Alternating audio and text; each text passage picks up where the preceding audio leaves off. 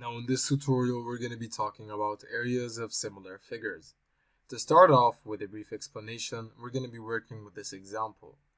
Areas of similar figures. Similar figures have their matching sides in the same ratio. If we take a look at these two figures, here we have two triangles. The first one, let's look at the ratio with the corresponding sides in the second one. At first, I'm going to look at AC and DF. If we take a look, they have a ratio of 5 to 25, which is, in its simplest form, a 1 to 5 ratio. Now that is for the first pair of corresponding sides. Moving on to the second pair, AB and DE.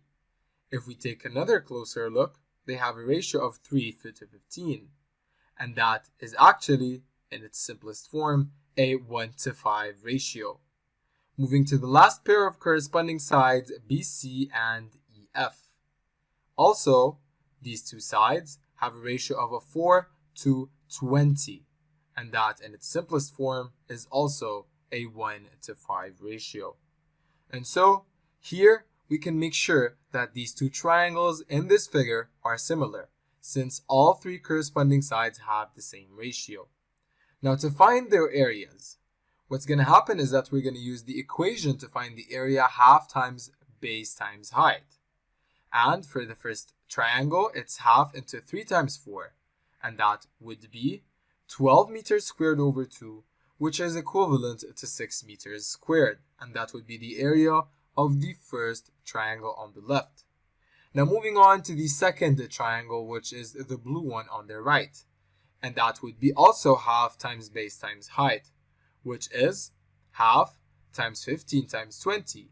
And that would be 300 meters squared divided by 2, which is 150 meters squared.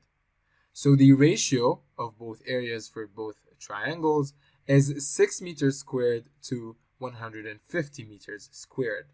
And that is basically, in other words, another 1 to 25 ratio, which is 1 squared to 5 squared ratio. And so from here, we can conclude one rule. The ratio of the areas is the square of the ratio of the corresponding lengths. So if you enlarge a shape by a scale factor of 5, you multiply its area by 5 squared. And that is for scale factor squared. And so this is the rule that we need to conclude.